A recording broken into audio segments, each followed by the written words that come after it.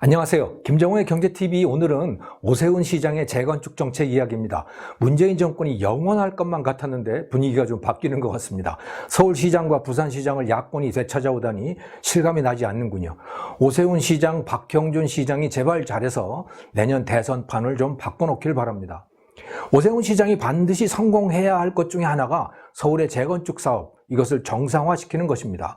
민주당 낙선의 가장 큰 원인이 부동산 정책의 실패 아닙니까? 오세훈 시장이 자신의 능력과 정체성을 부각시킬 수 있는 이 부동산 정책, 이것이 재건축과 재개발 사업입니다. 박원순표 도시정책의 상징, 이것은 서울역 앞에 걷는 고속도로, 고가도로, 또 이 35층 재건축 규제였던 것 같습니다. 헌 신발 3만 켤레를 가지고 소위 슈즈트리라고 하는 이 신발 탑을 만들어서 설치했다가 너무 보기가 흉해가지고 돈만 낭비하고 폐기를 했던 바로 그 슈즈트리가 설치됐던 것이 바로 그 서울역 앞 고가도로 아니겠어요? 그것이 이 박원순표 도시정책의 큰 상징 중에 하나고요. 또 이 주거지역 재건축을 35층을 초과할 수 없다, 이런 규제도 박원순표인 것이죠. 은마 아파트 같은 곳에서 50층으로 재건축을 하게 해달라고 신청서를 넣었는데 계속해서 박원순 시장은 35층 이상은 안 된다면서 계속 퇴짜를 놓아왔던 것이죠. 오세훈 시장은 재건축에 대한 이 35층 규제를 폐지하겠다고 공약을 내걸었습니다. 오세훈식 재건축이 어떤 것인지는 동부 이천동 레미안 첼리투스 아파트라고 하는 곳이 잘 보여줍니다. 이 사진에서 보시는 이곳, 강변북로 동작대교 부근을 지나다 보면 지나치게 되는 이 56층짜리 검은색의 고층 아파트 건물이죠. 원래는 한강 렉스 아파트였는데요. 이걸 철거하고 초고층의 현대식 아파트로 재건축을 했습니다. 단지 내 토지에 30%가량을 서울시에다가 기부 체납을 하고 그 대가로 용적률을 더 받고 또 고층으로도 지을 수 있었습니다. 오세훈 시장 재직 시절에 한강 르네상스 사업이라고 하는 것 덕분에 가능했던 프로젝트였던 거죠. 박원순이 처음 시장된 해가 2011년이었는데요. 이 레미안 첼리투스의 착공 시점이 2011년이었습니다. 사업이 조금 더 늦어졌더라면 현재 이 모습을 보지 못할 뻔했습니다.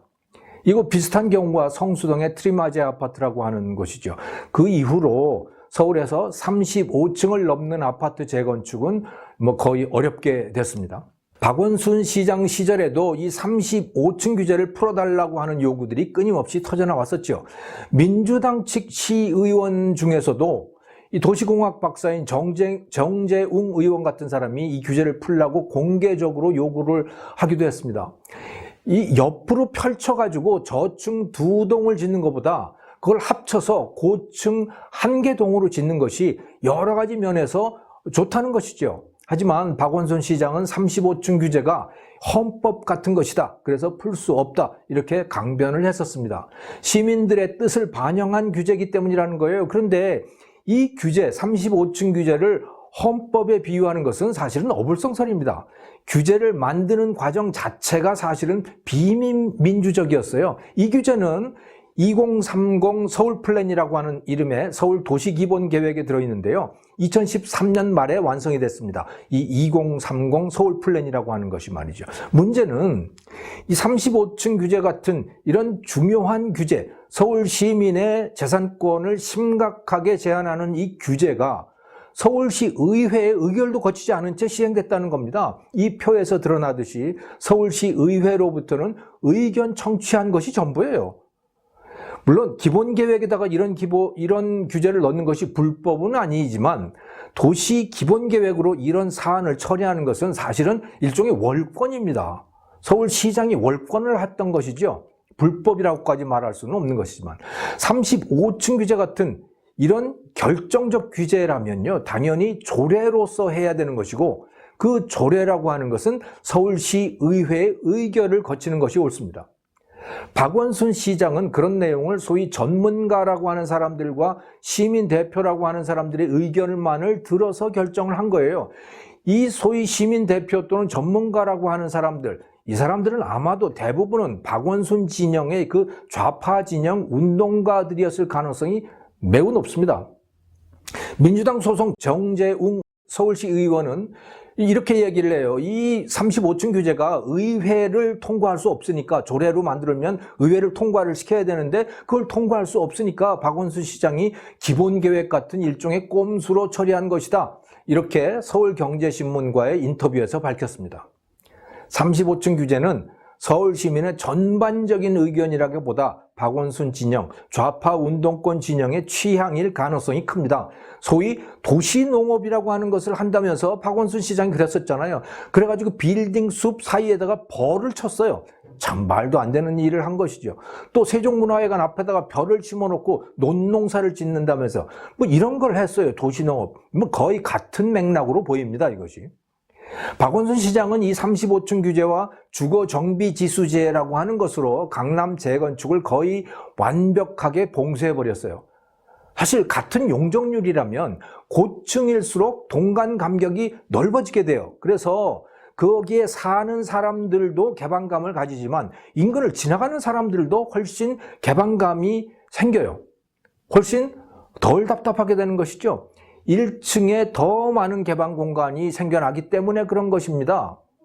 그런데 박원순 시장 측에서는 이 35층 규제라고 하는 거를 도시 환경이라고 하는, 또는 뭐 역사 환경 보존 이런 걸 핑계로 했어요. 사실은 그건 저는 핑계일 뿐이라고 생각하고요. 네, 정말 큰 이유는 재건축으로 강남 사람들이 돈 버는 것을 막기 위한 목적이었던 거죠. 변창흠 장관이 들고 나왔던 그런 새로운 정책이 있잖아요. 주택 공급을 확대하겠다면서 공공 재건축을 할 경우에 35층이 아니라 50층까지 규제를 풀어주겠다라고 하는 정책, 이걸 보면 분명하지 않습니까? 그러니까 가난한 사람들은 50층 해도 되고 부자들은 35층까지만 해야 되고 뭐 이런 정책인 거예요, 말하자면. 가진 자에 대한 해코지가 참 집요한 것이죠. 일산, 동두천, 동탄 이런 위성도시들에도 60층짜리 아파트가 막 들어서고 있어요. 그런데 가장 땅값이 비싼 서울의 강남을 35층으로 묶었으니 박원순 전 시장의 이 35층 규제라고 하는 것은 토지의 낭비를 강요하는 규제인 것이죠. 그것 때문에 고가 아파트 공급이 잘 되지 않아서 기존의 고가 아파트 값만 천정부지로 뛰어올랐고, 이것이 부동산 대란의 큰 원인 중에 하나가 되었던 겁니다. 오세훈 시장은 강남 재건축을 성공시키겠다고 공약을 했고 또 성공을 시켜야 합니다.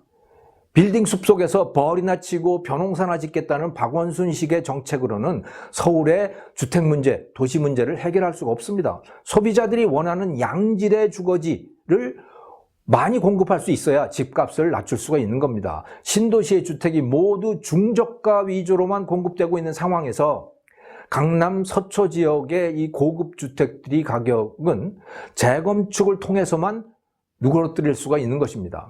가락동 헬리오시티 입주 후에 그 근처 잠실 리센츠 아파트 가격이 떨어졌었거든요. 바로 이 사례는 강남 집값도 공급이 대량으로 늘게 되면 얼마든지 강남 집값도 떨어질 수 있다라고 하는 사실을 보여주는 것입니다. 헬리오시티는 가락 시형 아파트를 재건축해서 만든 것인데요. 2018년 12월에 입주를 시작했습니다. 이 그래프에서 보시듯이 그곳에서 제법 멀리 떨어져 있는 잠실 리센츠 아파트 가격 추이를 한번 보시기 바랍니다. 이 아파트 가격은, 잠실 리센츠 가격은 2018년 11월까지 계속해서 상승하고 있었어요. 근데 그해 12월에 가락동 헬리오시티에 9,510세대의 입주가 시작이 되자 잠실 리센츠 가격이 하락세로 돌아서게 된 겁니다. 물론 헬리오시티 가격이 낮은 상태로 유지되는 것은 말할 필요도 없었던 것이죠. 그 인근 아파트의 값도 이렇게 떨어지게 됐다는 것입니다. 물론 그 이후에 문재인 부동산 정책의 실패로 서울 전 지역의 주택 가격이 다시 오르면서 이 지역도 다시 상승세로 돌아서긴 했지만, 이 헬리오시티와 잠실 리센츠의 이 사례, 가격이 연동하는 이 사례는 강남 고가 아파트들도 공급이 늘면 가격이 떨어진다라고 하는 사실을 잘 보여주고 있는 것이죠. 오세훈 시장은 주택시장의 이 같은 원리를 다시 살려내야 합니다. 하지만 재건축을 정상화하는 일이 쉽지만은 않을 거예요. 가장 어려운 것은 서울시 의원들의 협조를 얻어내는 일입니다. 시의원 109명 중에서 민주당 소속이 101명입니다. 그러니까 이 사람들은 오세훈 시장이 새로운 정책을 했을 때 결국 자기들이 의결을 했거나 또는 묵인해온 정책들을 오세훈 시장에 의해서 뒤집히는 것을 묵인을 또는 승인을 해야 되는 것인데 별로 원치 않겠죠. 이런 상황을. 자, 그리고 이 시의회의 반대를 오세훈 시장이 돌파한다고 하더라도 또 다른 장애물이 있습니다. 바로 집값 상승이라고 하는 그 과정인 겁니다. 재건축을 통해서 집값이 떨어지는 것은 입주가 시작되면서부터예요. 입주 전까지는 오히려 집값이 올라갑니다. 우선 재건축 대상 아파트 가격이 오르고 또 이 기존 아파트를 철거한 후에 그 사람들이 근처 어딘가에는 가서 또 이 전세 월세집을 살아야 하기 때문에 그러니까 인근 지역의 전세 가격도 오르곤 하는 것이죠. 그러니까 그 과정 중에 값이 오른다는 거예요. 그러는 동안에 값만 올랐다면서 반대편에 집요한 비난과 공격이 쏟아질 것이 분명합니다. 그것을 견디지 못하면 재건축 사업을 이어나가기도 어려울 것이고요. 정권 재창출 역시 쉽지 않을 것으로 보입니다. 재건축을 통해서 서울 집값을 잡으려면 입주 때까지 일시적인 가격 상승이 불가피함을 서울 시민들에게 설득시킬 수가 있어야 합니다. 정치적인 설득력, 그것이 법적, 기술적 사항들보다도 훨씬 더 중요한 것이죠. 오세훈 시장의 취임을 축하하면서 재건축 사업의 성공도 기원합니다. 김종호의 경제TV였습니다. 감사합니다.